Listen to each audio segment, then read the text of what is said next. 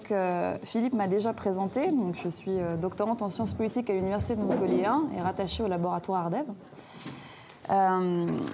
En tant que politologue, donc, j'étudie les politiques publiques foncières, mais en mettant un accent sur les activités politiques. Donc, j'étudie en fait les politiques publiques foncières comme des activités politiques. Et je cherche à comprendre comment en Ouganda, donc dans un État en reconstruction depuis 1986, à la suite de la prise de pouvoir du président Yoweri Museveni, le processus de formulation des politiques publiques, comment elles sont finalement devenues des véhicules qui servent les intérêts politiques. Donc, les véhicules d'intérêt politique qui seraient finalement déconnectés de la résolution d'un problème d'intérêt public. Finalement, c'est étudier un processus de politisation des politiques publiques foncières, et ce, de 86 à nos jours.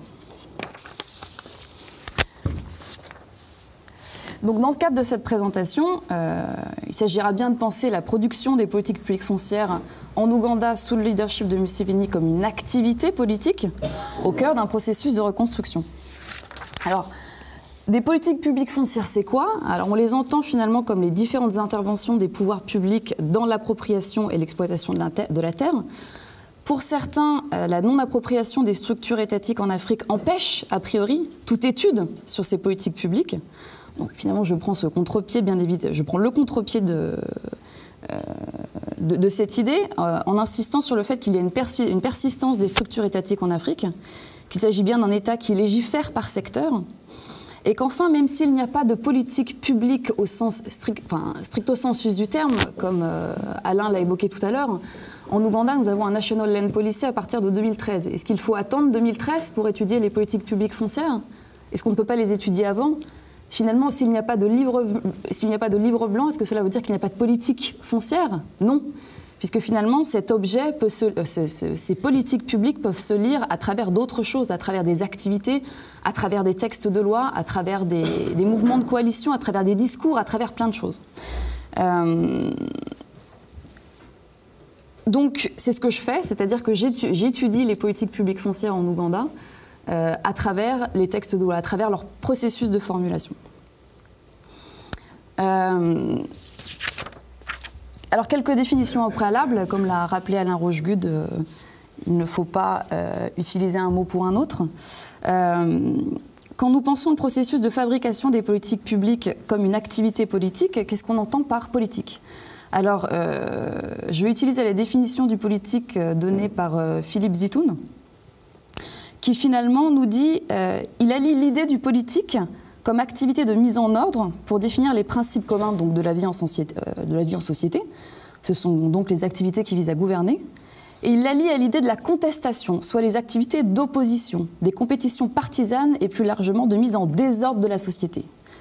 Ainsi, nous pensons les politiques publiques, et dans notre cas les politiques publiques foncières, comme des activités politiques de mise en ordre se nourrissant toujours d'un désordre qu'elles ne peuvent faire disparaître. Alors, pourquoi étudier les politiques publiques foncières comme des activités politiques ? Puisque finalement, les politiques publiques, pendant très longtemps, ont été étudiées comme on a un problème d'intérêt public, qui est un construit social, et on apporte une solution neutre, la mieux adaptée. En réfléchissant autrement, on peut essayer de comprendre la façon dont se fabrique une politique publique et surtout d'en saisir le caractère éminemment politique, finalement. Alors, politique, on n'arrête pas de dire politique, mais politique partisane, politique exercice du pouvoir, rapport de force. Donc, cessez de penser que les politiques publiques en général et les politiques publiques foncières en particulier sont issues d'un problème de formulation neutre, cherchant simplement la meilleure solution adaptée à un problème d'intérêt public. Et enfin, dans le cadre de l'Ouganda, c'est finalement analyser l'exercice du pouvoir dans le cadre particulier d'un État en reconstruction et dans une société à dominante agraire.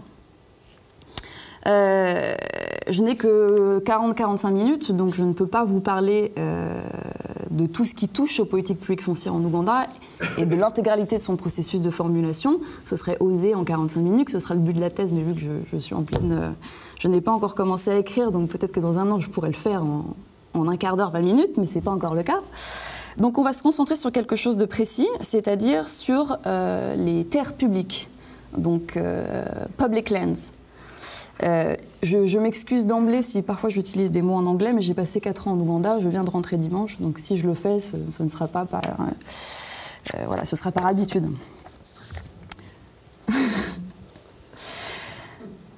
Donc, en termes de méthodologie, une entrée par les approches cognitives et normatives, c'est-à-dire un focus sur les idées et les intérêts mis en avant par nos acteurs, les acteurs qui sont au centre de notre analyse. Bien évidemment, on ne peut pas enlever l'importance d'une étude aussi sur les contextes sociétaux et les institutions, qui sont au cœur desquels se formulent les politiques publiques foncières. Un refus de l'approche séquentielle, c'est-à-dire que je n'ai pas envie de penser finalement qu'une politique publique se découpe en phases qu'on ne peut pas interchanger.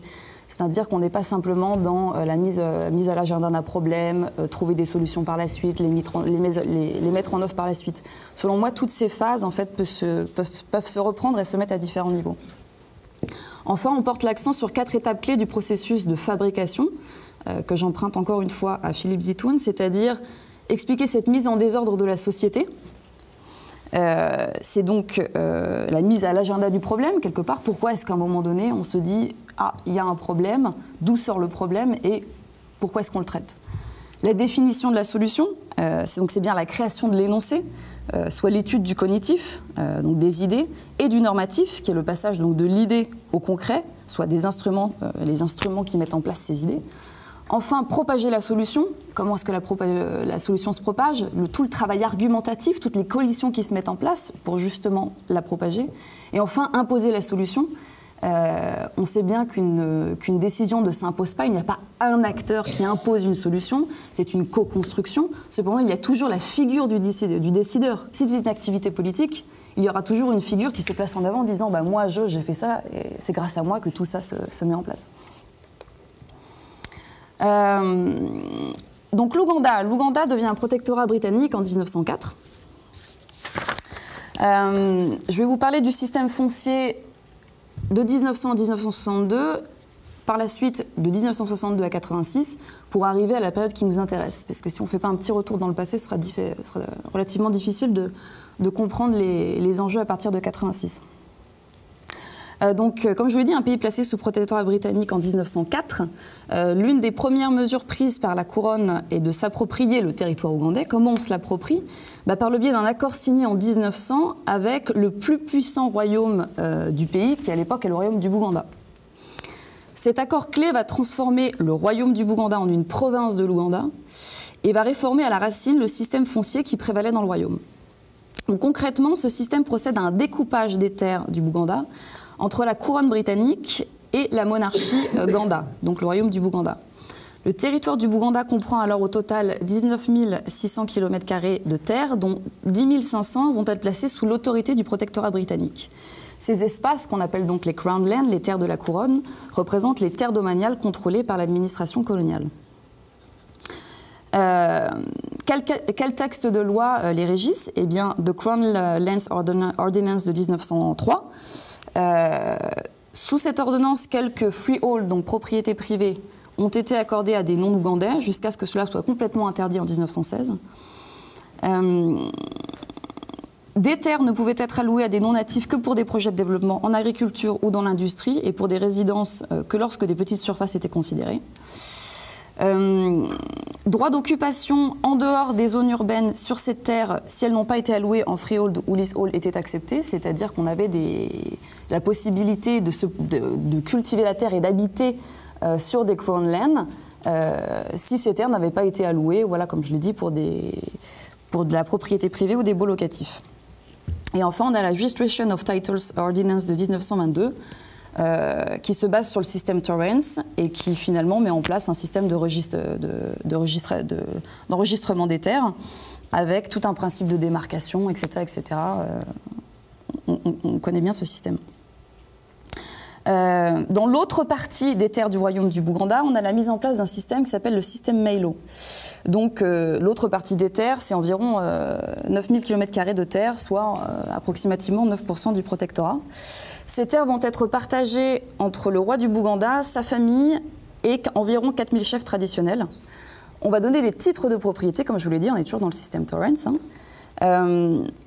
Donc ces personnes vont devenir des propriétaires terriens à part entière et disposent alors, de par la loi, d'un droit absolu et inaliénable sur leurs terres qu'ils peuvent transmettre à leurs descendants.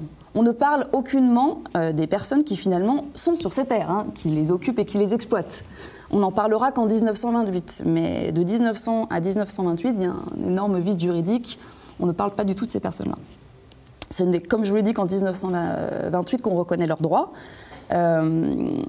C'est-à-dire qu'on va avoir un système où on a une personne qui possède le titre de propriété et ce qu'on appelle des détenteurs occupants, j'emploie ce mot mais qui n'est pas de moi, qui est de Victoire Chalin, c'est-à-dire des personnes qui possèdent des droits fonciers d'occupation et d'exploitation des terres et qui peuvent transmettre ces droits à leurs descendants mais qui n'ont pas le titre de propriété.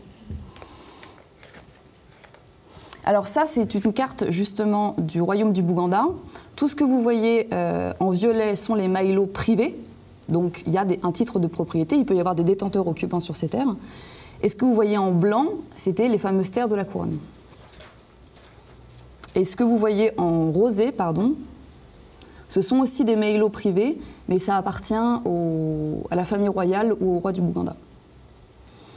À l'indépendance, les Crown Lands deviennent des terres publiques sous la gestion de la Commission foncière ougandaise. Les Crown Lands, qui étaient donc les terres publiques, que je vous ai fait voir tout à l'heure en blanc, au Bouganda, sont gérées par une administration foncière décentralisée qu'on appelle le Buganda Land Board. Il faut savoir qu'à l'indépendance, le royaume du Bouganda aura une place très particulière. Il aura un statut fédéral à part entière, et c'est le roi du Bouganda qui devient le premier président de l'Ouganda. Donc finalement, en récupérant ces terres, ces Crown Lands, ça lui donne un formidable empire foncier, parce qu'en fait ce sera directement dirigé par le Buganda Land Board, qui est sous l'autorité du roi, qui lui-même est président. En 1969, donc crise politique en 1966, Milton Obote prend le pouvoir, mais le roi du Bouganda à la porte, qui s'exile en Angleterre. Prend le pouvoir en 1966, décide d'abolir tous les royaumes. On est dans un move to the left, on est dans une idée de nationalisation du pays, il faut que tout le monde soit égaux, qu'on arrête les sentiments tribaux, etc. etc. Donc abolition des royaumes dans ce cadre, et introduction du Public Land Act. Quelle est l'idée de cet acte? C'est finalement de centraliser les compétences en capitale. Les District Land Board et le Buganda Land Board, par exemple, ne sont pas abolis, mais toutes leurs compétences vont disparaître. En fait, ça devient des coquilles vides. Centralisation des compétences au niveau de la capitale et au niveau de la commission foncière ougandaise. Donc toutes les terres que contrôlait le Buganda Land Board passent directement sous le contrôle de la commission foncière à Kampala. 1975, donc Milton Obote se fait mettre dehors en 1971 par Idi Amin Dada, qui prend le pouvoir à la suite d'un coup d'État. Et Idi Amin nous introduit une nouvelle loi, plus exactement un décret, puisque le Parlement ne fonctionne pas pendant la période d'Idi Amin, ce qui est le Land Reform Decree, où toutes les terres sont déclarées publiques. Elles sont désormais sous l'autorité de l'État et gérées donc au nom des citoyens. Les terres sont déclarées propriété de l'État et toutes les propriétés privées sont transformées en un bail de location de 49 à 99 ans pour les particuliers et de 199 ans pour les institutions. Qu'est-ce que ça veut dire? Ça veut dire que théoriquement, la propriété privée n'existe plus. Quand je vous dis théoriquement, c'est que pendant ces années, la mécanique administrative n'avait pas vraiment les moyens de fonctionner sous Idi Amin. Donc ce décret reste largement sur papier. Mais l'idée, c'était bien de dire que finalement, toutes les terres que vous voyez en vert kaki sont des terres publiques. Toutes les terres en violet qui étaient finalement la propriété privée, qui était le maïlo que je vous ai fait voir tout à l'heure, sont transformées en des bails de location, théoriquement, encore une fois. Et il en est de même pour tout ce qui est assuré, qui en fait était la propriété qui étaient les anciennes terres publiques, les anciennes Crown Land. Donc finalement, c'est une manière d'harmoniser et d'unifier le système foncier en disant finalement, toutes les terres appartiennent à l'État et on ne peut allouer que des baux. Donc ce Land Reform Decree a contribué très largement à précariser la position des fameux détenteurs occupants dont on parlait tout à l'heure, à détérioriser les relations entre ces derniers et les propriétaires, mais par contre a très bien servi les idées des classes politiques dirigeantes à l'époque qui s'en sont largement servies pour obtenir des terres. Donc allié à une politique d'ailleurs de déclassement des réserves naturelles à l'époque, ça a permis la délivrance de baux locatifs sur un mode clientéliste tout simplement au bénéfice d'individus proches du gouvernement. Ce qui a toujours été le cas d'ailleurs jusqu'en 1991, puisqu'à la prise de pouvoir de Museveni, on n'a pas le système, le droit foncier n'est pas réformé directement, et comme je vous l'ai dit, les politiques publiques foncières n'arrivent qu'en 2013. Et ce Land Reform Degree va persister en fait jusqu'à la Constitution, jusqu'à ce que la Constitution l'abolisse complètement. Donc ce Land Reform Degree va servir aussi la classe dirigeante du NRM. Donc on arrive en 1986. Museveni prend le pouvoir, donc bref historique pour que vous ne soyez pas perdus au niveau politique. Idi Amin Dada sort en 79, pardon. Milton Obote reprend le pouvoir à la suite d'élections truquées en 1980 et se fera mettre à la porte en 86 par Museveni et son National Resistance Movement. De 80 à 86, la guerre civile, ce qu'on appelle la guerre du Bush, c'est 5 années où Museveni prend les armes et va dans le maquis pour prendre le pouvoir.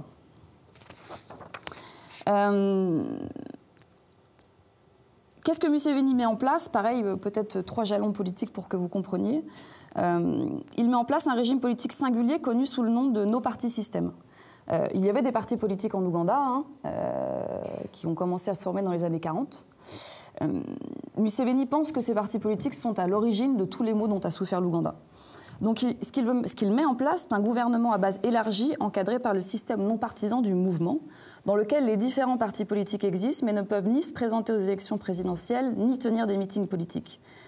Comme je vous l'ai dit, ces derniers sont considérés par Museveni comme foyer du sectarisme, des sources de division, responsables des maux dont a souffert l'Ouganda, etc.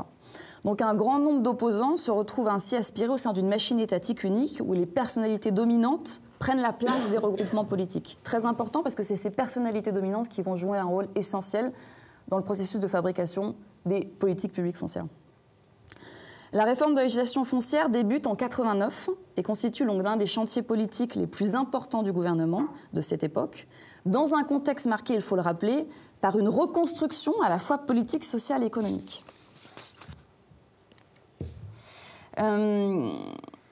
89, donc la mise en désordre, comme je vous l'ai dit, activité politique mise en désordre, mise en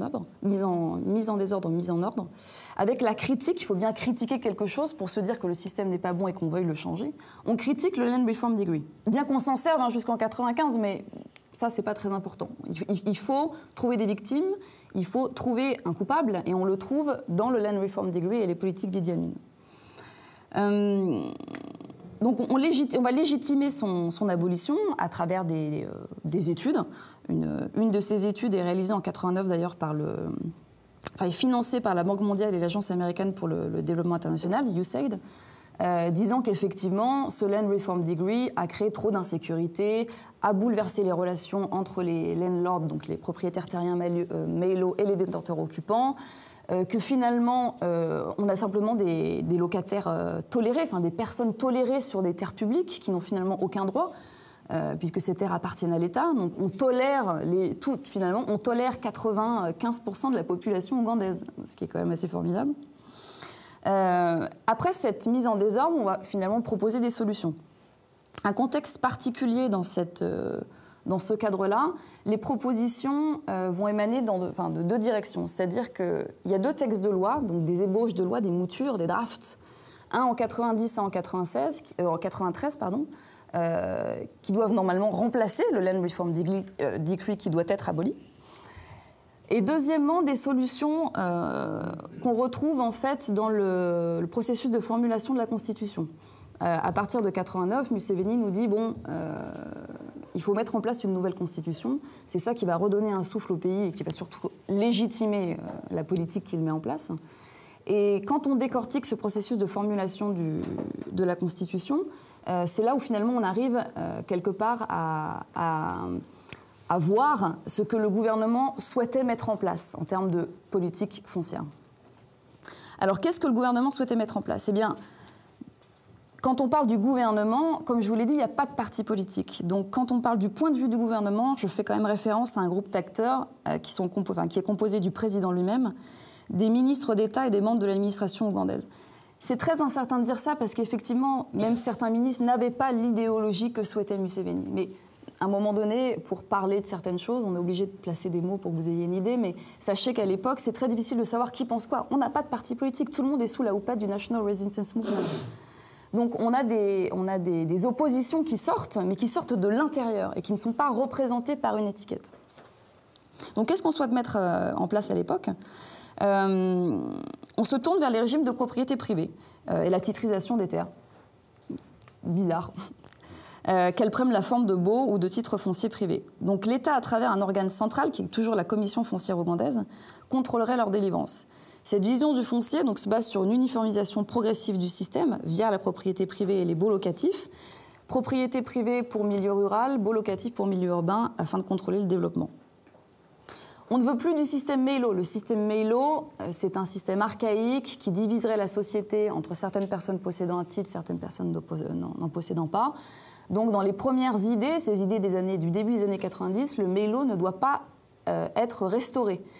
L'idée du gouvernement était de donner un titre de propriété aux détenteurs occupants et finalement de dédommager ceux qui possédaient le titre, qui allaient perdre leur intérêt finalement, pour faire en sorte que tout le monde possède un titre. Et l'État devait finalement être détenteur des terres avant même de les allouer. Donc c'est vraiment le gouvernement qui décide ce qu'il souhaite faire et à qui il souhaite allouer des terres.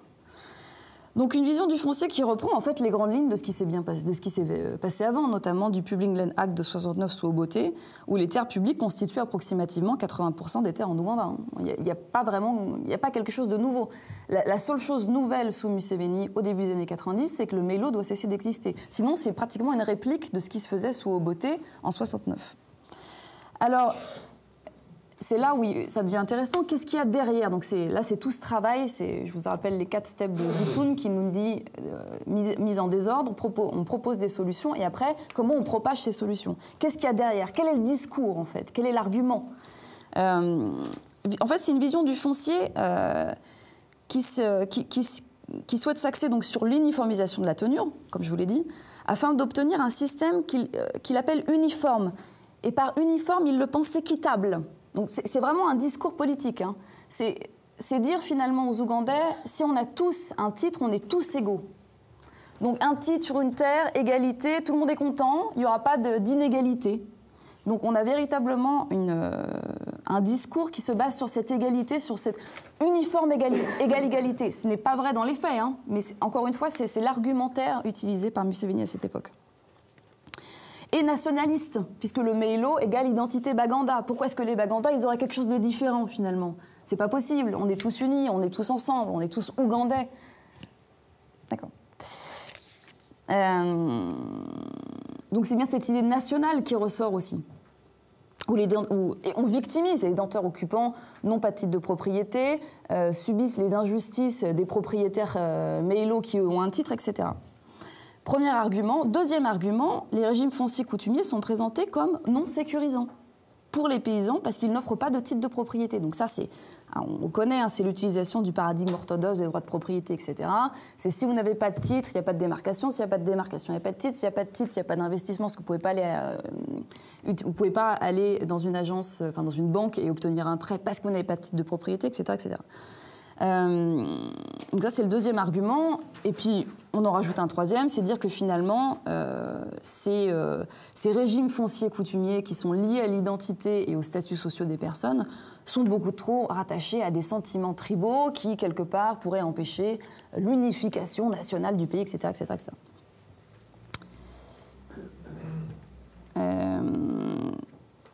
Pour le Bouganda, donc ce que souhaite le Bouganda, donc ça c'est le point de vue du gouvernement, eux ils ont une vision finalement très régionale. Qu'est-ce qu'ils souhaitent ? Ils souhaitent le retour du système Meylo, qui, vous le souvenez, a été aboli théoriquement grâce au Land Reform Degree, qui existe toujours en soi, hein, mais bon, sur papier, le système Meylo n'existe plus. Donc ils souhaitent un retour de ce système Meylo, et qu'est-ce qu'ils souhaitent aussi ? Eh bien, ils souhaitent récupérer le contrôle de ces zones blanches, donc de ces anciennes terres de la couronne dont ils avaient eu la gestion à l'indépendance que le roi du Bouganda était président. Donc quelque part, qu'est-ce qu'ils veulent ? Ils veulent reconstituer un empire foncier et mettre en place un système de bail en disant on va louer.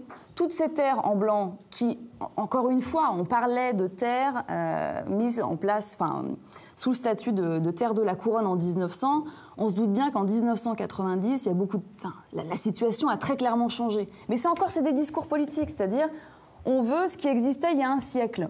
Mais on ne sait pas du tout, d'ailleurs, si finalement ces terres sont toujours là, si certaines ont été allouées, etc. etc. Donc ça, c'est ce que veut le Bouganda. Finalement, c'est relativement simple, c'est retrouver un statut d'avant, un statut de... Ce que souhaitent les citoyens, c'est légèrement différent. Alors, comment est-ce qu'on le sait? On n'est pas allé sonder les 20 millions d'Ougandais au début des années 90, mais on en a quand même un aperçu. Parce que, comme je vous l'ai dit, on est à cette époque dans un processus de formulation du chapitre de la Constitution, pardon. Il y avait 29 enjeux constitutionnels, dont le foncier en faisait partie. Et en fait, pendant 4 ans, effectivement, a circulé en fait, des questionnaires. On pouvait envoyer des mémorandums individuels. Tous les districts et tout, en Ouganda, le système administratif est en pyramide. Donc on a le district, en dessous on a le comté, le sous-comté, le parish, donc la paroisse et le village. L'idée, c'était de sonder en fait, ces différentes couches. Donc on sonde les politiciens en soi, qui sont censés normalement faire le lien avec leur communauté. Mais toutes ces enquêtes, etc., ça a été relativement bien archivé. Et donc j'ai travaillé en fait sur ces sources-là pour avoir mon propre point de vue. Parce que vous doutez bien qu'il y a eu un rapport écrit à la fin de ce processus de consultation, mais qui ne me semblait pas véritablement fiable. Donc j'ai préféré enquêter en parallèle. Et qu'est-ce qu'on retrouve? On retrouve qu'en fait, finalement, ce que veulent les citoyens ougandais, c'est très simple. L'État ne doit pas interférer dans le domaine du foncier. Hein. Ce sont des choses qui... C'est la communauté qui gère ça. Alors, communauté, c'est... il y a différentes entités. Hein. Ça peut être dans les sociétés acéphales du nord de l'Ouganda, ça peut être dans les royaumes, donc entités politiques centralisées du sud. Mais ce sont les citoyens qui gèrent, ce n'est pas l'État. Et puis finalement... On veut le maintien des régimes fonciers coutumiers. C'est quoi ces histoires de freehold, leasehold? Les gens ne comprennent pas. Ils sont, en fait, on veut maintenir ce qu'on a toujours fait, en fait, et qui est en constante évolution, hein, bien sûr. Mais voilà. Alors, c'est pendant justement le processus de formulation de ce chapitre foncier, donc au sein de l'Assemblée constitutionnelle, que se mettent en place les stratégies et les coalitions. Déjà, on a un consensus national, c'est la terre doit appartenir aux citoyens ougandais. Et ça, c'est véritablement un consensus. Qui porte ce consensus? Ce sont les délégués constitutionnels, on est bien d'accord. Mais ça ressort directement des rapports en fait, du gouvernement lorsqu'ils ont sondé les populations. L'État ne doit pas obtenir des terres pour cause d'intérêt public liés au développement économique. On veut bien que le gouvernement acquiert des terres pour du public use, donc public use... Usage public, mais pas pour de l'intérêt, parce que finalement, intérêt public, on met tout ce qu'on veut derrière. C'est la porte ouverte à toutes les fenêtres. Pour les Ougandais. La porte ouverte à toutes les fenêtres, voilà, la porte ouverte, non, on se comprend.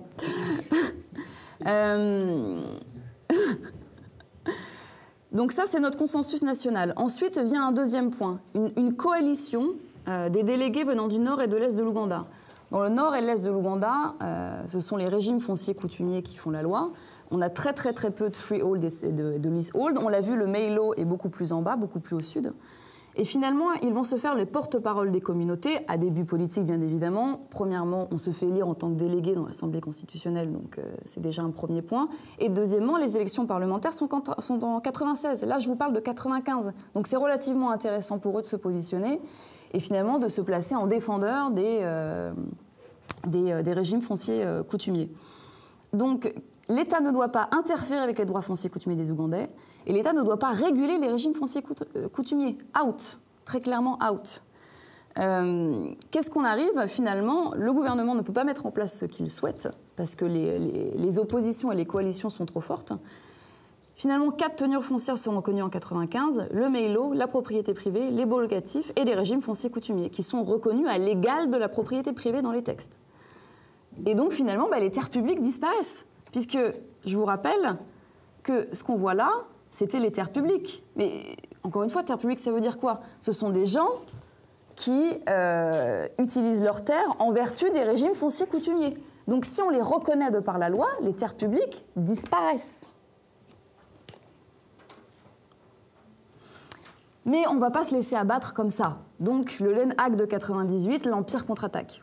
Parce qu'il faut finalement faire quelque chose. Les terres publiques ont disparu. Le système Mélo a été restauré, alors qu'à la base, on n'en voulait pas du tout, comme je vous l'ai dit tout à l'heure. Donc c'est un échec cuisant pour le gouvernement. Donc on va essayer de réintroduire la notion d'intérêt public dans le cadre des acquisitions de terres par l'État. Comment on le fait? Parce que finalement, notre projet de remettre en place une politique foncière, parce qu'on l'a dit, le Land Reform Degree a été aboli par la Constitution, mais on n'a toujours pas de nouveau texte qui remplace.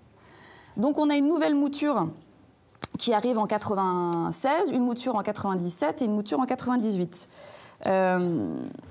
Dans ces moutures, on réintroduit, comme je vous l'ai dit, cette notion d'intérêt public. The government or local government may acquire land in the public interest. Donc on n'est plus dans le public use. Ce retour de l'État est soutenu par différentes personnes, dont notamment le professeur Makoslan, qui est un juriste qui a travaillé pour DFID et qui a fait de la réforme foncière postcoloniale un peu son objectif principal dans les années 90. Pour lui, il était impossible finalement qu'on retire des mains de l'État toute possibilité d'obtenir des terres pour le développement économique. Puisque finalement, c'est un retour à cette idée de terre vacante. C'est un retour à cette idée que finalement qu'il y a des terres en Ouganda qui n'appartiennent à aucune personne et à aucune autorité. Ce qui me semble relativement difficile dans les années 90 et encore plus en 2014. Toutes les terres appartiennent à quelqu'un.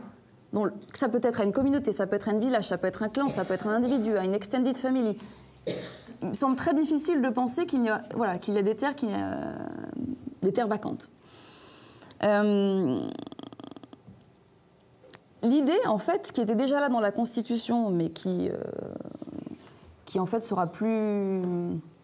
qui sera véritablement mis en place dans le Laine Act, c'est de dire que l'administration foncière décentralisée, où il y a deux organes majeurs, le District Land Board et le Area Land Committee, que ces deux organes vont être en charge en fait, de trouver ces fameuses terres vacantes. Donc c'est le Area Land Committee qui dira « Ah ben on a analysé, là il y a un morceau de terre et on se rend compte qu'en fait il n'appartient à aucune personne, à aucune autorité. » Ben, finalement c'est des terres publiques puisque ça n'appartient à personne. Donc terre publique, ça appartient à l'État qui le gère au nom des citoyens. La coalition qui avait permis de sauver les meubles, si on peut dire, pendant la formulation du chapitre foncier de la Constitution ne parviendra pas à empêcher ce retour quelque part des terres publiques. Cependant, ils vont réussir à ce qu'on n'utilise pas le mot de free land. Parce que pour eux, c'était vraiment une aberration de dire c'est free, c'est terre vacante. Donc, le gouvernement va employer d'autres termes et dira « a land which is not owned by any person or any authority ». Ce qui revient à dire que c'est une free land. Mais la bataille s'est faite au niveau des définitions. Qu'est-ce qui se passe également? On a finalement, comme je vous l'ai dit, cette volonté de retour de la notion d'intérêt public. Dans les premières moutures, comme je vous l'ai dit, jusqu'en mars 98, l'intérêt public est toujours là. C'est encore une fois grâce au travail des parlementaires originaires du Nord et de l'Est que cet intérêt public va disparaître de la mouture finale du Laine Act de 98. Donc on a de nouveau les coalitions d'antan, enfin les coalitions de 95, qui reviennent sur le devant de la scène. Et ce ne sont pas des coalitions politiques partisanes. Encore une fois, les partis politiques n'existent pas à l'époque. Le multipartisme sera de retour en 2005. Donc il s'agit bien d'une politique non partisane, mais moteur de politique individuelle. Ce sont des intérêts individualistes, en fait, qui sont rattachés à une communauté. Les gens savent très bien ce qui se passe, tout est retransmis à la radio. On sait très bien ce qui se passe au niveau des parlements, au niveau des comités parlementaires. Si on n'a pas une bataille dans ce sens-là, on n'est pas réélu. Alors, progressivement, et je vous parlerai, ce n'est pas le sujet d'aujourd'hui, ces coalitions dont je vous parle vont devenir des coalitions partisanes par la suite, quand les partis politiques seront de nouveau acceptés en Ouganda à partir de 2009. Et on peut la lire, cette cristallisation des identités politiques, elle vient progressivement. À partir de 1998 jusqu'en 2005, elle est en gestation.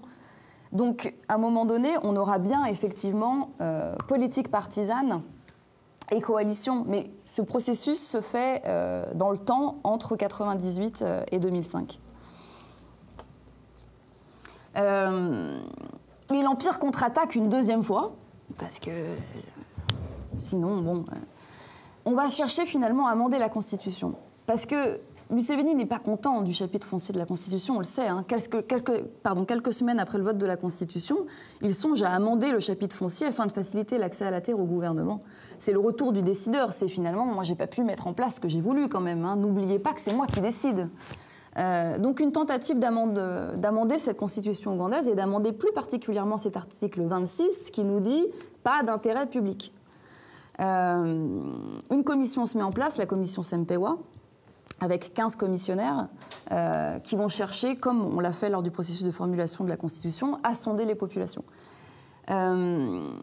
C'est encore un échec, c'est-à-dire qu'il n'y a qu'une minorité qui souhaite voir les pouvoirs de l'État renforcés avec des acquisitions sous le domaine du public interest. Consensus national encore, coalition pour un rejet des propositions gouvernementales. L'histoire se répète, ça ne passe pas. Donc, encore une fois, c'est une activité politique. Ça ne passe pas puisque j'ai la population de mon côté avec moi. Dans mes communautés locales, on me soutient, c'est ce qu'on veut. Donc, land is regarded as belonging to the whole community. On n'accepte pas, encore une fois, que l'État puisse passer sa main. C'est une intrusion dans, finalement, des affaires qui appartiennent aux affaires de la communauté. Donc, où sont passées les terres publiques ? Les terres publiques, comme je vous l'ai dit, elles demeurent, elles persistent dans cette idée qu'il y a des terres qui n'appartiennent à aucune personne ou à aucune autorité. Mais finalement, c'est encore un échec puisqu'il y a de fortes confrontations. Et je vous donne un cas concret qui est le cas de Madvani, qui est une entreprise ougandaise qui a voulu s'implanter au nord et mettre en place une usine de sucre. Le District Land Board et le Area Land Committee qui sont en charge de trouver ces terres en ont trouvé, en décrétant qu'elles n'appartenaient à aucune personne et à aucune autorité, en disant à la compagnie Madvani, vous pouvez venir et vous installer ici. Confrontation directe avec les autorités traditionnelles et la communauté Lakank qui habitaient ces lieux, en disant, mais attendez, c'est pas parce qu'on n'a pas de titre de propriété qu'on n'habite pas ici. Bon, l'éternelle histoire. Enfin, aucune étude n'a été effectuée afin de repérer les terres appartenant à l'État. En fait, si on dit qu'il existe des terres qui n'appartiennent à aucune personne, à aucune autorité, pourquoi pas ? Démarquons-les. Où sont-elles ? Mais finalement, on ne sait pas. Et qu'est-ce qui différencie le domaine de la propriété privée de l'État, donc les terres privées appartenant au gouvernement, des terres publiques ? C'est quoi la différence ? Si on n'a aucune façon de démarquer quoi que ce soit, je veux dire, c'est... Enfin, quel statut pour les anciennes terres de la couronne en Ouganda ? C'est des terres publiques ? Dans l'esprit du gouvernement, oui. Dans l'esprit des Baganda, non. Ce sont des terres coutumières qui appartiennent au royaume du Bouganda. Donc, quelques conclusions et commentaires. Quand on parle de politique publique foncière en Ouganda, comme vous l'avez vu, on a un National Land Policy dont je ne vous ai pas parlé qui arrive en 2013. Donc on étudie quelque chose qui n'est pas formalisé. On étudie des idées en circulation, on étudie le droit, puisque c'est ce qui nous reste pour essayer de percer les intentions d'un gouvernement. Et on se rend compte qu'il y a une forte centralisation du processus de fabrication dans cet État. On peut difficilement parler, comme c'est en vogue aujourd'hui, d'action publique, c'est-à-dire que tout est véritablement centralisé. Toutes les réformes partent du cabinet. Ça n'est pas la société qui, à un moment donné, par le biais d'organisations non gouvernementales ou etc., ou de syndicats, qui proposent un amendement ou un changement. Tout part de l'exécutif. On a un processus de fabrication politique. Je l'ai étudié comme une activité politique. Donc ces politiques publiques ne sont pas neutres et ne cherchent pas assurément la meilleure solution à un problème d'intérêt public. Cette activité politique, elle est portée dans un premier temps par l'appartenance à une région-communauté. Il y a un relais politique, comme vous l'avez bien vu. Et puis dans un deuxième temps, on ne l'a pas vu mais je vous l'ai expliqué, par les partis politiques à partir de 2005. Donc relais politique partisane. C'est finalement quoi ? C'est finalement la politique de l'identité dans un État en reconstruction où les sentiments d'appartenance sont instrumentalisés politiquement. Un rappel par rapport à ce que nous a dit Alain, c'est finalement se poser la question de l'absence des politiques publiques foncières. Impossibilité en Ouganda d'afficher ses objectifs, en raison notamment des oppositions émanant des différents acteurs.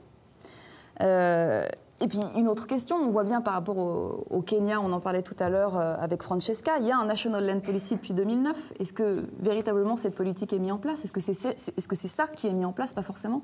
Donc d'avoir finalement une politique formelle, est-ce que ça change la donne? Et enfin, des lacunes par rapport à mon travail, c'est-à-dire que si les politiques publiques foncières protègent aujourd'hui les citoyens ougandais de potentiels abus émanant du gouvernement, quels sont actuellement les mécanismes utilisés pour contourner la loi et obtenir des terres?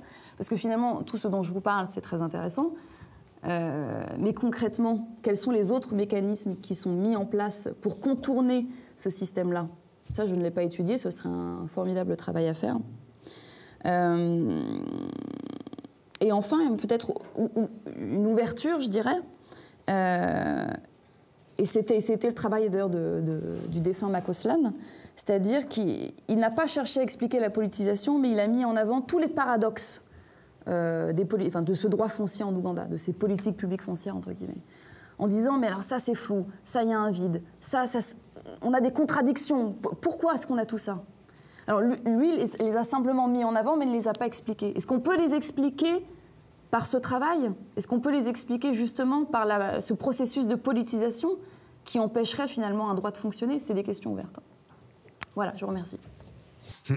Alors juste un petit commentaire sur tu disais, c'est du politique, c'est pas fait pour résoudre des problèmes. On ouvre n'importe quel bouquin sur l'analyse des politiques publiques en France, en Europe, aux États-Unis, et on lit. Premièrement, les politiques publiques sont pas là pour résoudre des problèmes. En tout cas, faut pas partir de ce point de vue-là. Et deuxièmement, une politique, c'est une somme d'actions et d'inaction. Donc, de ce point de vue-là, on n'est que dans du très normal. Même si là, on voit effectivement du politique, même des processus politiques qui jalonnent ces processus-là, et une capacité finalement de fabrication de compromis, ou en tout cas d'état de rapport de force variable, et un pouvoir qui n'arrive pas à faire tout ce qu'il veut, quand bien même c'est un État arrivé par la force et en partie autoritaire. Donc, deux petits points. Une petite observation pédagogique. Je ne sais pas si tout le monde dans la salle sait ce que c'est que le Meilo. Or, on en parle beaucoup. Donc, si on faisait une interrogation écrite, je pense qu'il y aurait quelques surprises. En tout cas, pour celle qui a parlé, parce que non, pour vous, c'est évident. Je connais un petit peu, mais je ne suis pas certain, encore une fois, que ce soit... Or, c'est important dans le contexte des jeux de pouvoir politique autour du foncier que vous avez décrit. Alors, deuxième question. Là, je viens plus dans des choses qui me paraissent importantes. À un moment donné de l'exposé, j'ai entendu associer on dit que l'État ne doit pas interférer dans le foncier, que ça serait de la compétence des communautés, des citoyens. Est-ce qu'on parle de la même chose? Les citoyens et les communautés, est-ce que c'est la même chose? En particulier du point de vue, encore une fois, je suis juriste, c'est mon défaut, ou ma qualité, j'en sais rien, on va mélanger les deux. En tout cas, donc, pour moi, les deux termes ne sont pas synonymes. Notamment au regard, encore une fois, fondamentalement de la question d'une politique foncière qui tourne autour du caractère, entre guillemets, public des terres. Et je le mets entre guillemets parce que il ne faut pas oublier qu'on est dans un système qui se rattache juridiquement à la common law, même s'il y a beaucoup de différences, c'est pas dans un système civiliste. Donc, par exemple, le débat final sur le domaine privé par rapport aux terres de la couronne, qui inclut aussi des terres publiques d'utilité publique. Bon, là, il y a des tas d'enjeux complexes qui rentrent dans le paysage. Donc, fondamentalement, je pense qu'il faut clairement distinguer ce que peuvent faire les citoyens de ce que pourraient faire les communautés par rapport notamment aux cartes foncières qu'on a pu voir. Et donc une petite clarification, si c'est possible.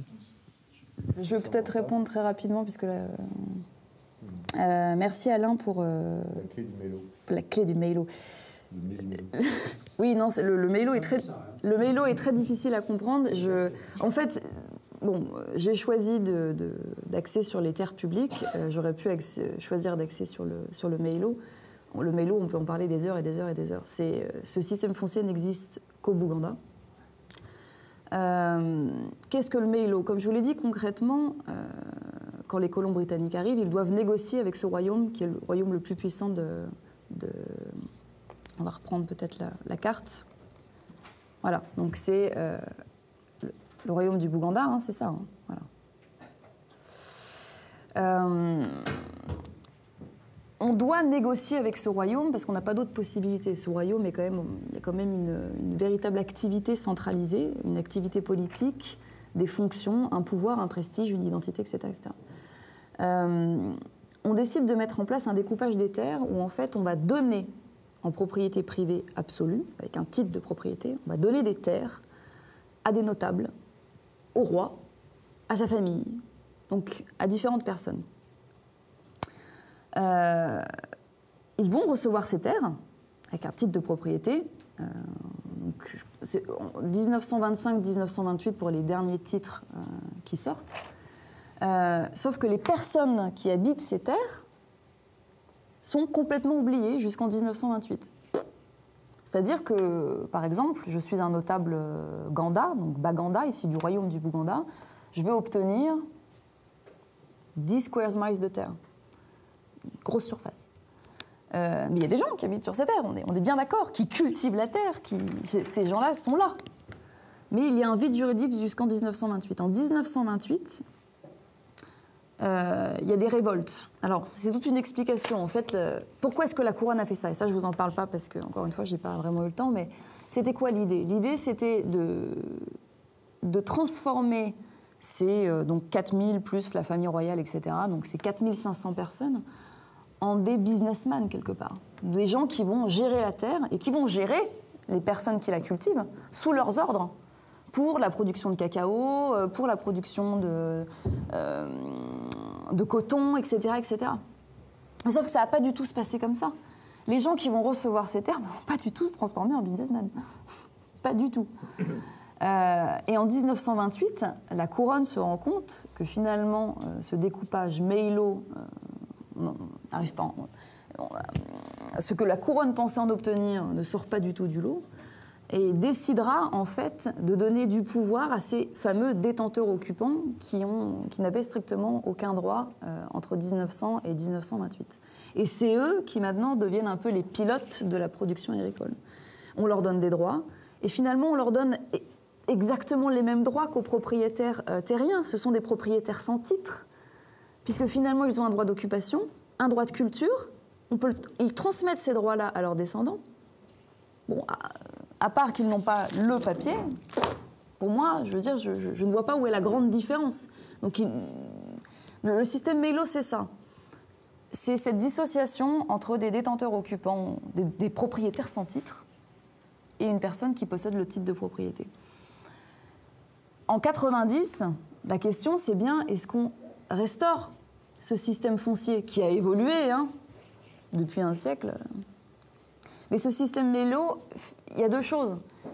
Et la plupart des personnes qui possèdent... Enfin, alors oui et non, c'était vrai au début du XXe siècle, ça allait un peu moins à la fin du XXe siècle. Mais il y a toujours des grands propriétaires Baganda qui sont au sein du royaume, qui pilotent toujours le royaume de l'intérieur. Eux, ils n'ont strictement aucune envie de voir leur titre de propriété devenir nul et de finalement de tout perdre, puisqu'ils donneraient leurs droits, enfin, les détenteurs occupants deviendraient les véritables propriétaires avec un titre. C'est bien l'idée du gouvernement. Donc le royaume du Bouganda n'a aucun intérêt à ne pas défendre la restauration de ce système. Et puis deuxièmement, ce système Meilo, il est aussi très utile en termes d'identité, d'appartenance identitaire. Même s'il s'agit d'un système exogène, quand je dis exogène, c'est bien la couronne qui met en place ce système. Couronne britannique. On a un siècle d'histoire. Ce système Meilo, finalement, fait partie désormais de l'identité Baganda. Et donc, c'est aussi un argument politique que de dire, nous, ça nous qualifie, ça nous constitue. Alors, du coup, je rebondis voilà, sur la... Alors, en fait, quand j'ai dit citoyen, c'est que je pensais plutôt à différentes échelles d'appartenance. On peut être citoyen ougandais sur la première échelle. Deuxièmement, on peut être mougandais. Non, c'est-à-dire on peut se sentir citoyen. On est citoyen d'un pays, à l'échelle nationale, oui, oui. Mais après, par exemple, moi, demain, vous me demandez qui es-tu? Je ne vais peut-être pas effectivement me décrire premièrement en tant que citoyenne française. Pas forcément. Donc, oui. Donc, effectivement, je l'ai placé dans ce sens-là. Mais ça soulève une vraie question, c'est-à-dire qu'est-ce qu'on met en première échelle, en fait? Qu'est-ce qu'on met en premier plan? Oui, non, et ça, je suis entièrement d'accord. On ne mettra pas forcément le citoyen en première partie. Et le plus souvent, ce n'est pas le cas.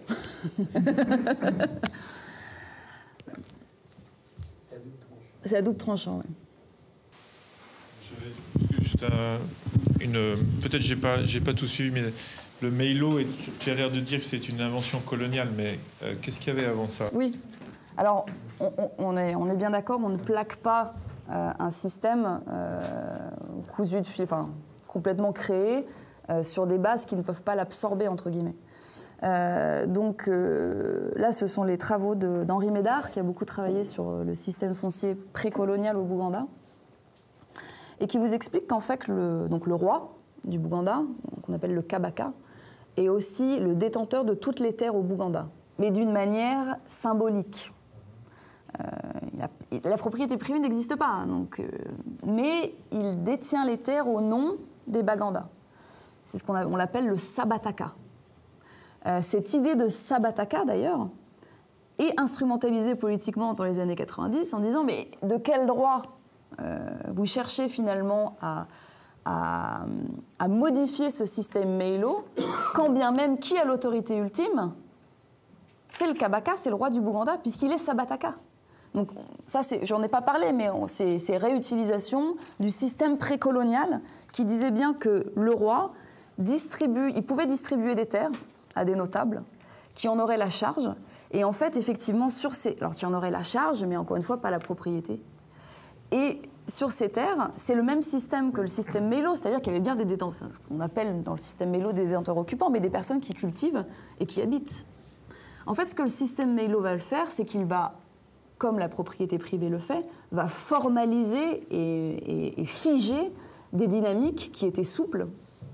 Donc effectivement... Par exemple, il y avait un devoir pour le roi de peupler, et que ce système de délégation de droit avait un but d'abord de renforcer le royaume, de le peupler, de défricher des terres vides, etc. Enfin, des choses bien connues par ailleurs. Oui, non, complètement, oui. Complètement. C'est notamment grâce à ce système-là que le royaume du Bouganda arrive à s'étendre énormément au XVIIIe siècle. Voilà, complètement. En envoyant des personnes qui deviennent les notables et qui gèrent. En fait, la grosse différence, en plaquant le système Meilo, c'est de tomber dans la propriété privée absolue, hein, qui n'existait pas, qui n'était pas entendue de cette manière-là. D'ailleurs, quand l'accord se met en place en 1900, il y a beaucoup d'incompréhension, en fait. On parle pas, encore une fois, c'est l'histoire des mots, en fait, on parle pas de la même façon, enfin, on n'entend pas les mêmes choses, on n'a pas les mots pour. Donc quand le roi du Bouganda accepte ce découpage, l'idée que certains lopins de terre vont désormais lui appartenir en tant qu'individu, vraiment de la propriété privée, il ne l'entend pas du tout de cette manière-là, en fait. Oui, très intéressant l'exposé. Je ne sais pas si j'ai bien compris, tu as dit que la politique publique ne sont pas pour résoudre les problèmes. Les politiques publiques ne sont pas pour résoudre les problèmes. Pas forcément. Pas forcément. Il ne faut pas partir du postulat que c'est forcément voilà. pour résoudre les problèmes. Pas que ça a d'autres enjeux. Oh, j'ai rien à dire alors. Non, c'était pas que. Voilà. Alors, c'était sur le processus de révision de la Constitution. Si j'ai bien compris, tu disais que les délégués représentants locaux ils avaient réussi à imposer leur vision à cette égalité statutaire entre droit coutumier et privé. Et c'était donc pour ça que tu parles de échec du néopatrimonialisme. Oui, l'idée c'est bien de dire qu'il n'y a pas de capture de la ressource foncière, enfin, très peu de capture. C'est-à-dire que, comme on l'a dit, les terres publiques sont des terres coutumières, les régimes fonciers coutumiers sont reconnus par la Constitution à l'égal de la propriété privée. Donc quand je parle d'un échec d'une néopatrimonialisation, c'est que les terres publiques disparaissent en grande partie, comme on l'a vu. Donc on n'a plus une captation de la ressource foncière qui a servi pendant de nombreuses années à nourrir un système clientéliste et de patronage, etc. Et l'impossibilité pour le gouvernement jusqu'à aujourd'hui à faire passer cette notion d'intérêt public qui permettrait au gouvernement d'avoir le bras plus long sur la captation de cette ressource foncière. Échec parce que coalition, parce que rapport de force, qui sont au centre de cette activité politique. Il y a un échec, moi, de donner un cadre légal à cette prééminence de l'État. Et comme je l'ai dit, c'était ma... Cette reconnaissance des droits coutumiers permet d'empêcher des tentatives d'accaparement. C'est l'ouverture de ma conclusion. Comme je vous l'ai dit, on est bien au niveau légal. On est bien au niveau légal, c'est-à-dire, voilà, je reprends, si les politiques foncières protègent aujourd'hui les citoyens ougandais des potentiels abus émanant du gouvernement, quels sont actuellement les mécanismes utilisés pour contourner la loi et obtenir des terres? Ne soyons pas naïfs, ce n'est pas parce que ce n'est pas dans les textes de loi que... voilà. Mais grande importance du droit et de la loi en Ouganda, on se bat dans les comités parlementaires, on se bat au Parlement. Donc cela montre bien l'importance du juridique et d'une justice qui parvient quand même à se faire entendre. Si à un moment donné le système juridique ne fonctionnait pas, on se donnerait quand même pas tant de mal à essayer de faire passer des choses. Donc après, il y a des pratiques souterraines, c'est évident. C'est pas le cœur de ma thèse. J'ai pu analyser quelques-uns de ces contournements, entre guillemets, mais qui ne constituent pas le terreau de mon sujet de thèse. Mais j'invite... J'invite à... je pense qu'il y a vraiment de belles choses à faire. Et pour le moment, voilà, c'est quelque chose qu'on peut défricher, véritablement. Donc merci pour l'exposé. Donc on voit que tu t'intéresses à la production des textes et à leur évolution. Et finalement, ce que tu dis bien, c'est que c'est les textes qui t'intéressent avec une perspective historique. Et est-ce que tu as des cas, plusieurs cas, qui peuvent à chaque fois dire si effectivement il y a une comment sont mobilisés ces textes? Est-ce qu'ils sont appliqués dans la pratique? Et est-ce que c'est pas finalement des cas ou certaines situations qui font que les coalitions ont intérêt à changer ces textes? Si ces textes étaient complètement neutres et décalés de la pratique, en fait, cette jonction qu'il y aurait entre j'ai intérêt à faire bouger les textes pour pouvoir agir demain. Et en fait, on ne voit pas cet aller-retour quand même, même s'il y a une distance. Je comprends. Mais parce qu'il n'y a pas d'aller-retour. C'est-à-dire que le changement n'émane que de l'exécutif. C'est-à-dire que...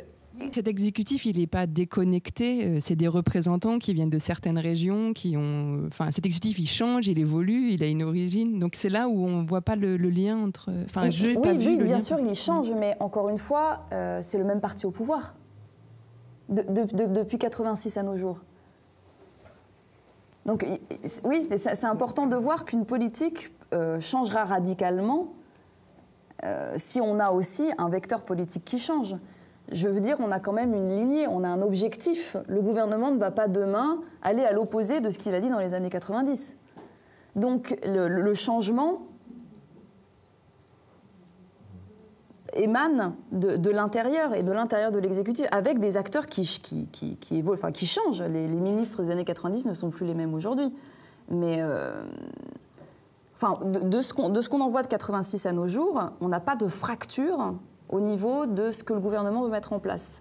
On a des contre-attaques pour essayer de faire en sorte de revenir sur l'idéologie première du début des années 90, Mais les changements n'émanent pas, comme je l'ai dit.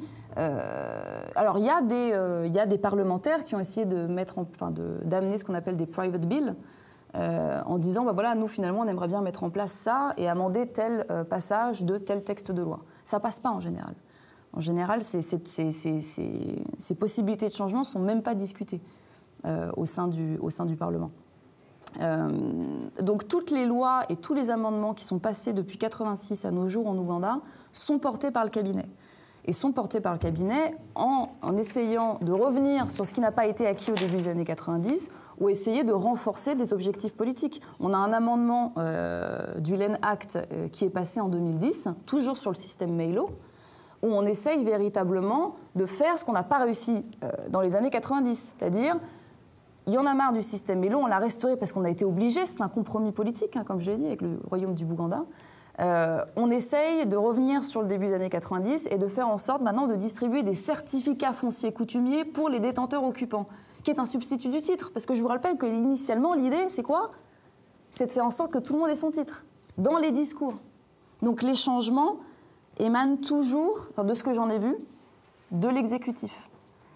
Même si les ministres changent, etc., la politique qu'on a lue en filigrane est toujours celle qui essaye d'être appliquée de par les amendements. Je ne sais pas si je réponds à votre question, mais... Je suis représentant et je sais que je n'arrive pas à passer direct mon amendement. Je vais faire du lobby sur le cabinet. Ça, c'est le processus de changement, mais du coup... en fait, j'arrive pas à voir effectivement le fond. Enfin, si tout se passe au sein de l'exécutif, du coup, je manque de vision de qui sont les individus et ses représentants au sein de l'exécutif pour faire bouger les choses, parce que les choses bougent même si elles à la marge, quoi. Oui. En général, tout est drafté par le président. Hein. C'est lui qui drafte avec les membres de son cabinet. Le draft tombe dans les mains du Parlement, donc des comités parlementaires qui vont travailler ce draft. Oui, sauf que les membres du cabinet ont aussi une appartenance régionale, etc. Bien sûr, eux-mêmes. Bien avec d'autres intérêts et les autres modes de représentation. Donc c'est là où il y a peut-être effectivement un couplage qui n'apparaît pas, qui existe ou qui n'existe pas. Oui, alors, merci Philippe. Effectivement, ces gens-là ont des appartenances, comme tu l'as mentionné. Il faut savoir que la politique d'ouverture, effectivement, c'est tout un pan de ma thèse dont je ne vous ai pas parlé. Il y a une fracture nord-sud en Ouganda. C'est-à-dire qu'effectivement, quand le NRM a mis en place cette politique d'ouverture, comme je vous l'ai dit, de cooptation de l'opposition, en disant on fait tous partie du NRM, c'est plus ou moins vrai jusqu'au milieu des années 90, où effectivement on aura des ministres venant du Nord, donc venant des territoires où les régimes fonciers coutumiers dominent et où le freehold, le leasehold et le Mailo ne figurent pas, qui vont intégrer effectivement l'exécutif. Ça, c'est vrai jusqu'à la moitié des années 90. Par la suite, ce n'est plus une réalité et on compte 2 voire 3 ministres sur plus de 40 venant des territoires du Nord et de l'Est, qui forment ces coalitions. Donc, effectivement, c'est important de le souligner, sinon on ne comprend pas tout, je suis d'accord avec vous. Donc, il y a les appartenances qui peuvent jouer dans ces cabinets, sauf que ce n'est plus vraiment le cas, en fait, aujourd'hui. La plupart des ministres, aujourd'hui, viennent du royaume d'Ankole. Le royaume d'Ankole, c'est là d'où vient Museveni, c'est là. Voilà. Les militaires, c'est la même chose. Enfin, on a véritablement... Cette ouverture du début 90, aujourd'hui, n'existe plus. Et on a vraiment un durcissement du régime. Quand j'étudie les politiques publiques foncières, je le fais en parallèle d'une étude du régime, comment le régime évolue. Et ça, effectivement, ça ne transparaît pas dans mon exposé, ce qui permettrait de vous donner de meilleures réponses. Mais je ne l'ai pas traité, parce que 45 minutes, ce n'est pas possible. Mais effectivement, j'étudie en parallèle l'évolution du régime. Qui est dans ce régime, qui fait partie des cabinets, qui fait partie des élections parlementaires, etc. etc. Durcissement ou non. Donc tout cela, je l'analyse pour comprendre au mieux ce qui se passe dans ces processus de fabrication. Et oui, j'avoue que je ne vous ai pas donné ces clés de lecture, mais je l'ai fait. Bonjour. Moi, j'ai bien compris l'analyse du discours politique, et ce que j'ai pas bien saisi, c'est est-ce que c'est en sortant de la sphère, on va dire, des hommes politiques et de leur volonté, comment ça se...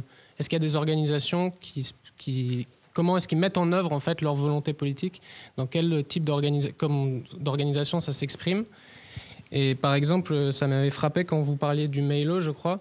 Vous disiez que c'était un des systèmes de propriété, enfin des systèmes d'appropriation, on va dire, assez symboliques par le roi, et qu'après on a introduit la propriété privée. Mais alors pour introduire la propriété privée, il faudrait qu'il y ait des institutions qui soient capables de faire appliquer les droits qui sont caractéristiques de cette propriété privée, à savoir le droit d'aliéner la terre. Et est-ce que le changement de statut, est-ce qu'il a impliqué que ce nouveau cadre, il a donné une possibilité aux technocrates en place d'aliéner cette terre et de leur faire en sorte qu'ils soient vraiment leur propriété ou pas? Du coup, c'était comment en fait, c'est au-delà de leur discours et de leur volonté politique, ça j'ai bien compris comment ils se construisaient, qu'est-ce qu'ils mettaient en place comme organisation, un peu en dehors? Oui, le Mailo au concret, quoi. Ouais, ou même, de manière plus contemporaine, le lien avec les organisations qui mettent en œuvre leur volonté politique. Merci. J'en ai pas parlé dans l'exposé, mais bien évidemment, à partir de 94-95, donc du vote de la Constitution, on a une société civile qui commence à se mettre en place et des organisations non gouvernementales spécialisées sur les questions foncières qui surgissent. Dont notamment le Jugendenland Alliance, qui est un consortium qui réunit effectivement les organisations régionales, nationales, internationales qui traitent des questions foncières en Ouganda. L'EMU, Land and Equity Movement in Uganda. Donc ça, c'est milieu des années 90, on a des organisations qui se mettent en place et qui vont participer à ce processus de formulation des politiques publiques foncières, qui vont faire du lobbying, etc. etc., etc. Les partis politiques, donc ça c'est à partir de 2005, et les coalitions dont je vous parle avant, ne se reposent pas véritablement sur ces organisations. Je dirais que c'est plutôt l'inverse d'ailleurs. C'est plutôt les organisations, bizarrement, reprennent souvent des arguments politiques. J'en ai souvent trouvé. Parce qu'effectivement, on sait très bien il y a une certaine logique, qui est auprès des communautés. Ce sont les politiciens, ce sont les parlementaires, ce sont les LC.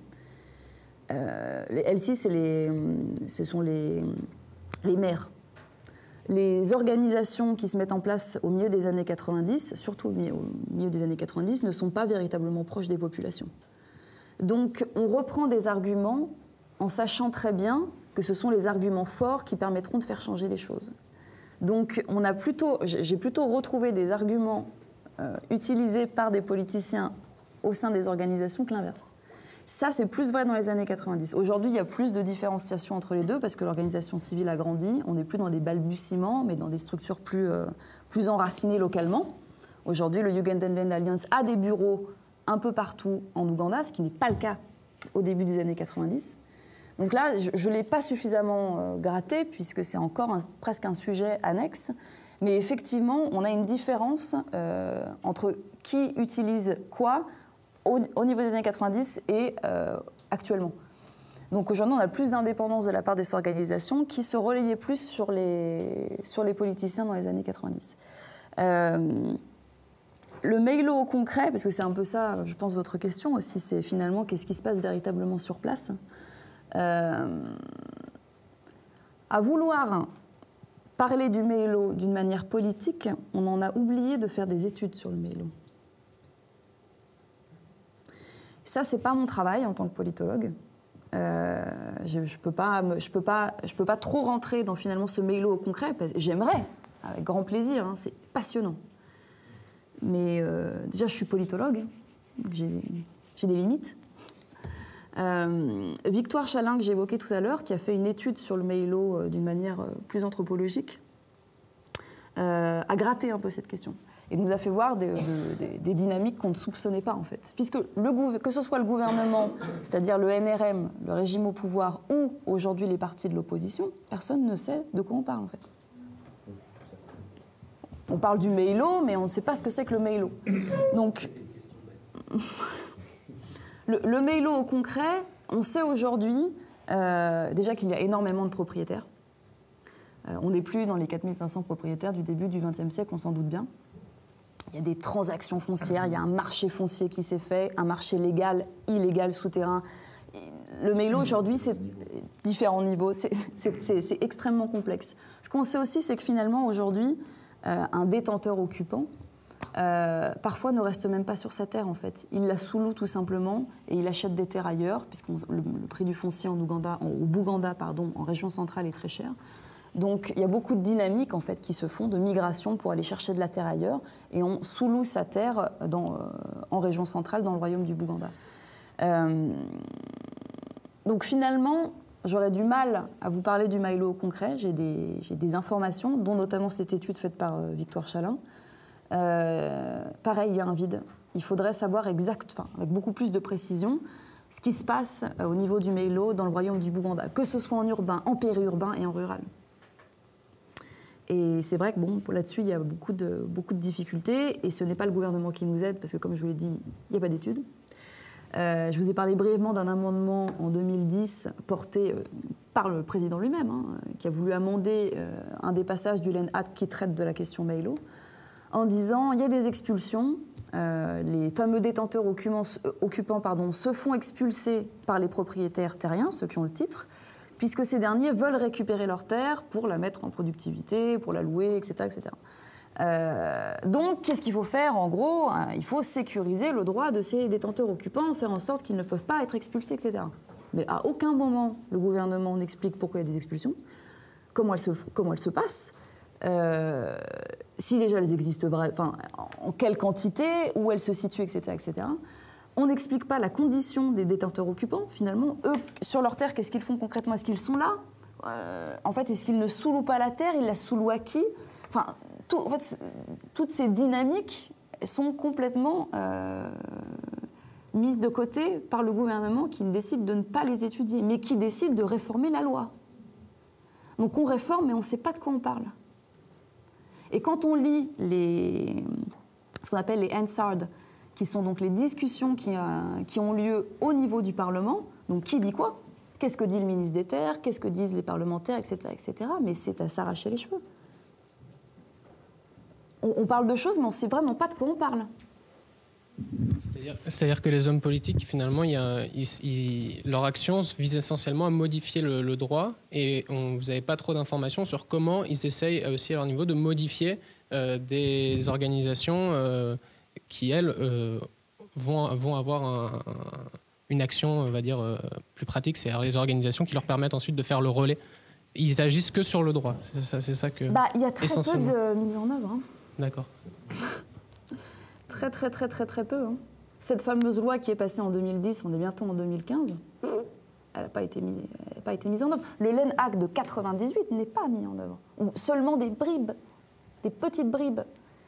Et d'ailleurs, ce serait très intéressant, et ça c'est un autre sujet d'étude, de voir qu'est-ce qui est mis en œuvre d'ailleurs. Et où. Et ça, c'est encore un autre sujet, c'est-à-dire s'il y a quelques points qui sont relativement intéressants dans ce fameux LEN Act ou dans ce chapitre foncier de la Constitution, etc., etc., qu'est-ce qu'on retient? On va peut-être retenir finalement ce dont je vous ai parlé tout à l'heure, ce que fait l'administration foncière décentralisée, le District Land Board et le Area Land Committee. Ah, ça, bizarrement, on l'a bien mis en place. Retrouver ces fameuses terres publiques, ça fonctionne. Il y a des problèmes, comme on l'a vu, avec des communautés qui se battent en disant « ces terres nous appartiennent ». Mais ça, bizarrement, c'est mis en œuvre. Mais il y aurait tout un travail aussi à faire, justement, sur qu'est-ce qui est mis en œuvre, où, à quel moment, fenêtre d'opportunité politique, etc., etc. Et dans un texte, rien que la liste, dans les décrets prévus, lesquels sont pris, lesquels ne sont pas pris, déjà en première débroussaillage de rien, c'est déjà une indication de, dans un texte global, qu'est-ce qui intéresse le pouvoir et l'administration, et qu'est-ce qu'il a mis parce qu'il le fallait pour X raisons, mais qu'ils n'ont surtout pas envie de mettre en œuvre. C'est déjà un premier indicateur très grossier, mais révélateur. Ce qui est intéressant, c'est le nombre de fois où les personnes dans les processus de construction des lois citent l'absence de décret pour contrer une loi, en fait. Donc c'est plus l'absence de décret qui crée un argumentaire pour faire avancer des positions inverses, voire un autre. Voilà, c'est juste le. Et ce qui est souvent le cas en fait de ces lois qui sont produites mais qui ne sont pas forcément suivies par des décrets. Par des mises en application. Voilà, c'est juste une remarque. Merci pour compléter ce que vient de dire Perrine. C'est non seulement le problème des décrets, mais c'est aussi le problème des lois. Quand on parle de Madagascar, tu es bien placé pour savoir comment ça se passe. À Madagascar, on ne vous dit pas, mais c'est interdit ou on n'a pas le droit de le faire. On vous dit, non, la loi ne le dit pas, donc vous ne pouvez pas le faire. Il y a une espèce de culture du texte légal avec une présomption négative. On inverse l'idée, au lieu de dire, bah non, ça c'est organisé, sinon bah, les gens vivent. Non, là, les gens n'ont pas le droit de vivre tant que ça n'est pas écrit. Alors, évidemment, la question des décrets que tu soulèves est encore pire dans ces cas-là, parce qu'elle est un amplificateur du blocage légal à travers les questions de compréhension, de limite des textes, etc. Alors, je voudrais changer, pas vraiment changer de sujet, ça rejoint un peu les questions posées. Tu as utilisé tout à l'heure un terme qui est sabataka. Est-ce qu'on pourrait le traduire par souveraineté foncière? Première étape de la question. Non mais, elle est politologue, donc elle parle des problèmes de souveraineté, de pouvoir, de politique publique. On ne peut pas faire de politique publique s'il n'y a pas un minimum de souveraineté, qui est le résultat lui-même, qui est le résultat elle-même d'un tout un processus et d'un dispositif politique et constitutionnel. Donc est-ce que sabataka en matière foncière pourrait être traduit par souveraineté foncière? Donc ça, c'est la première partie de la question. Puis j'ai besoin de ça avant de pouvoir continuer. Ah bon, pardon. Parce que du coup, j'attendais. Non, L'idée du sabataka que les politiciens utilisent aujourd'hui, même si ça ne veut plus rien dire, hein, puisque le système Melo... En fait, le sabataka, c'était avant la mise en place du système Melo, il faut bien le comprendre. Hein. Donc c'est coutumier. Donc c'est coutumier. Donc est-ce que ça exprime, au niveau coutumier, cette espèce, encore une fois, de souveraineté foncière, c'est-à-dire un dispositif institutionnel légitime, reproduit, né de la coutume et vivant de la coutume, appliquant la coutume, qui n'est jamais propriétaire, tout en ayant la responsabilité du patrimoine foncier. C'est bien ça. Donc, est-ce que dans un univers comme ça, on peut parler de ressources foncières? Alors, oui, mais il y a transformation. Cette idée du sabataka, elle est utilisée politiquement à des fins de politique partisane. Qu'est-ce que souhaite faire aujourd'hui le sabataka? Le sabataka, aujourd'hui, se rend bien compte que dans une société à dominante agraire, la ressource foncière, c'est clé. Donc, l'idée aujourd'hui pour le royaume du Bouganda, c'est d'utiliser ces fameuses terres dont on parlait tout à l'heure, qui lui ont été données, retirées, etc., et de mettre en place un système de location. Et raison pour laquelle aussi, ils ne souhaitent pas que les détenteurs occupants deviennent de véritables propriétaires. Ils veulent continuer à, quelque part, louer cette terre aux détenteurs. Pour eux, le tableau parfait serait de pouvoir louer, mais vraiment louer au sens propre du terme, les terres aux détenteurs occupants, pour obtenir une rente. Ce que ne permet pas aujourd'hui les textes de loi. Les textes de loi nous disent aujourd'hui qu'il ne peut pas y avoir, quels sont les termes propres, de nature commerciale. Donc le propriétaire Melo, aujourd'hui, ne peut pas taxer les détenteurs occupants en demandant un loyer commercial, c'est-à-dire, je dis n'importe quoi, 53 € par mois. Non, c'est 1000 shillings annuels. 1000 shillings, c'est 0,20 centimes. Donc c'est purement symbolique. Oui, c'est un tribut. Donc ce que souhaite véritablement le royaume du Bouganda aujourd'hui, c'est mettre en place un système de location. Disons, nous, ça nous permettrait d'avoir une rente, ça nous permettrait de grandir et de créer de nous développer. Donc c'était la suite de ma question. Comment est-ce qu'on peut avoir un système foncier national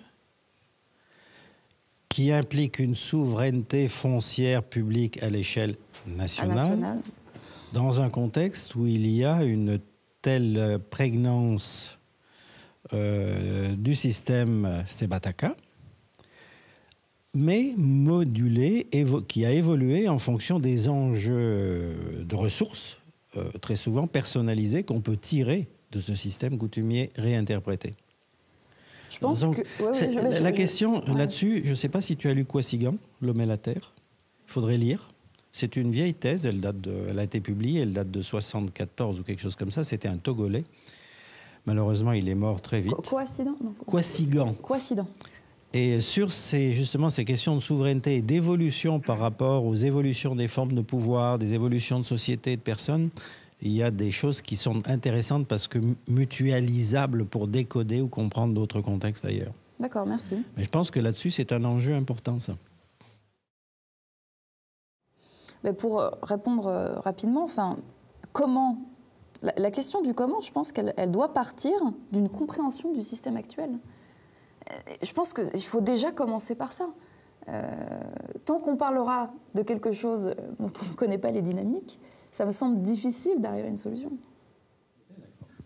Non, mais c'est ce que je disais tout à l'heure, au tout début. On disait, attention, on utilise des mots. Pourquoi est-ce que je t'ai demandé tout à l'heure de dire, mais Meilo, combien de personnes dans cette salle connaissent Meilo? Parce que même les gens qui connaissent un tout petit peu la question foncière, comme je peux l'être, bon, ça fait quelques années qu'on a discuté là-dessus, sur l'Ouganda, etc. Et pour moi, depuis nos premières discussions, j'ai continué à essayer de creuser là-dessus. Je ne suis pas du tout satisfait de ce que je trouve comme information. Donc, on a un grand débat dans lequel on est contre ou on est pour, mais on ne sait pas de quoi. Et c'est souvent le problème des réformes foncières qu'on fait en plus dans l'absence de politique foncière. On revient à la case débat. L'ouverture des magasins du dimanche, à notre échelle, on se bat dessus sans forcément savoir l'enjeu. Oui, mais un magasin, on peut l'ouvrir, un Meilo, on ne peut pas le fermer comme ça. Un dernier point, ce que j'aimerais dans le futur, c'est justement écrire avec Victoire Chalin, qui travaille plus justement sur les aspects concrets du Meilo, parce qu'à deux, on peut véritablement faire quelque chose. Je ne peux pas suffisamment rentrer dans ces dynamiques, parce que déjà, étudier les politiques foncières comme des activités politiques, ça demande déjà, vous voyez, le travail, c'est relativement conséquent. Mais ce serait super, effectivement, de pouvoir allier. Et nécessaire, et complètement nécessaire. Super, alors je dis super parce qu'intellectuellement, mais est complètement nécessaire. Finalement, c'est une autocritique de ta thèse. Quelque part, oui, c'est comme, je suis un peu bancale. On a une journée doctorale, on a changé de programme. Mais bon, j'espère que c'est quelque chose qu'on pourra mettre en place plus tard. Oui. Jean-Pierre, tu avais une dernière... C'est sur autre chose qui était... Moi, je vois, en fait, je fais une remarque générale, c'est l'Ouganda, c'est un État faible, mais c'est pas la même faiblesse que Madagascar et le Burundi. On sent qu'il y a quelque chose d'autre qui se passe au Ouganda. Et justement, de ce point de vue-là, je voulais savoir d'où venait cette culture... parce que tu as mentionné à plusieurs reprises ces histoires de, je sais pas, j'appelle ça sondage d'opinion, je sais pas, grande consultation massive. D'où ça vient, ce truc-là? C'est quelque chose d'interne, c'est quelque chose qui vient de quel type de... Enfin, quel est le principe qui est derrière ça? J'avais cette question-là aussi, et en 2 secondes derrière, tu as évoqué Banque mondiale, USAID, tu as évoqué DFID. Finalement, derrière tout ça, c'est des acteurs qui, à un moment donné, mettent un peu de sous, c'est tout? Ou est-ce qu'il y a une influence un peu plus forte et quoi? Ou est-ce qu'on est vraiment sur du processus national, instrumentalisant raisonnablement un bout d'aide par la droite et à gauche? Des acteurs qui veulent tous un titre, un document papier. Il y a une influence, puisque ce que cherche à mettre le gouvernement au début des années 90, ça part bien de ce que souhaite mettre en place USAID et la Banque mondiale dans les années 90. Donc il y a une forte influence. On sait très bien, on ne l'a pas évoqué, mais les années 90, c'est les années des passes, des plans d'ajustement structurel, où la réforme foncière est au cœur, il faut passer par la propriété privée, etc.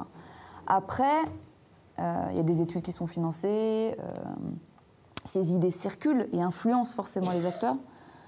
Après, ça ne détermine en aucun cas ce qui va se passer au niveau du Parlement, et les résultats, les textes de loi qui en ressortiront ne vont pas être dictés par ce qu'aura souhaité la Banque mondiale, l'IFAD, etc., etc. Après, dans ce processus de circulation des idées, c'est important, bien évidemment.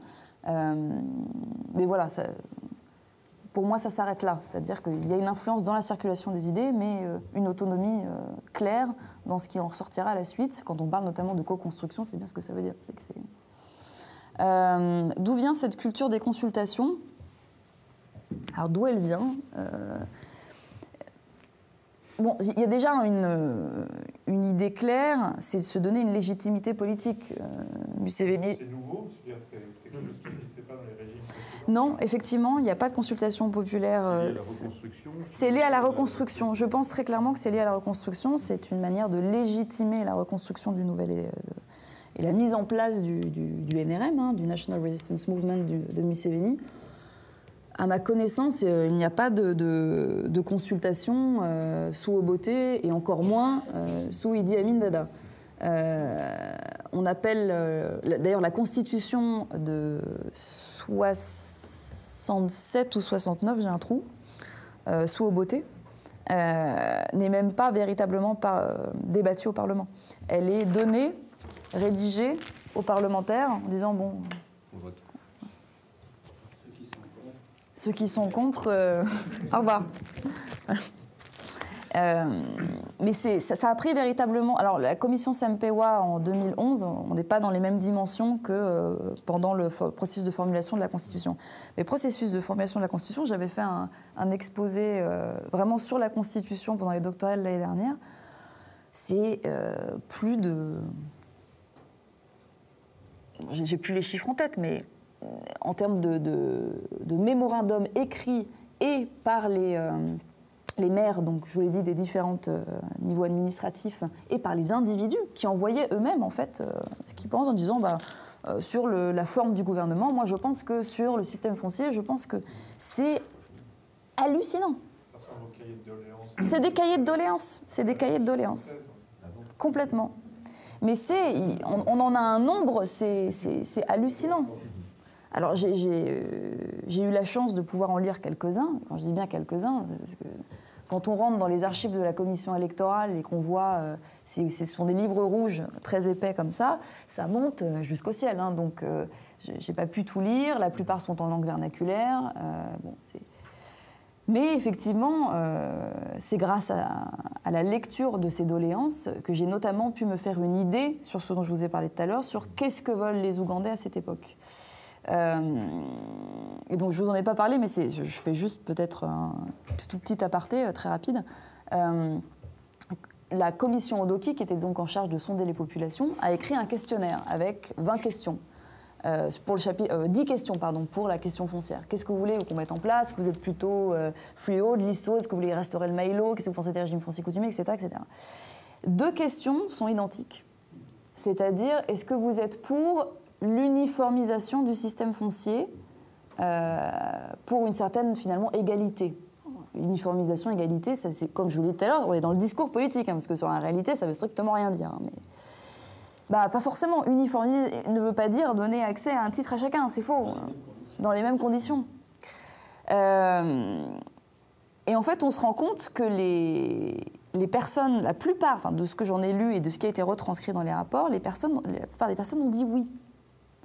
Mais uniformiser, ça ne veut pas dire pas par les régimes fonciers coutumiers. En fait, c'est oui, on veut bien qu'on puisse tous faire à peu près la même chose, ça ne nous dérange pas, mais par rapport à nous, en fait. Sauf que ça n'est jamais retranscrit de cette manière-là dans les rapports. Les sociologues ont dit des tas de choses sur les enquêtes. On en parlait tout à l'heure, des enquêtes sur le chemin. Ouais. Sur l'utilisation des résultats. Sur l'utilisation des résultats. Ok, merci beaucoup Lauriane. Donc juste par rapport au débat global, justement, formalisation, donner des droits à tout le monde, délivrer les titres de propriété, cette réforme Melo de 1900, je ne sais plus combien exactement, 1900, c'est effectivement la première tentative de délivrer des titres de propriété privée en Afrique. C'est resté la seule quasiment jusqu'au plan Swinnerton au Kenya en 1957. Et donc ça met aussi en perspective le discours contemporain de il faut délivrer des titres de propriété privée à tout le monde. Les bouts d'expérimentation coloniale ont été limités et très sporadiques finalement, ce qui est aussi une perspective intéressante.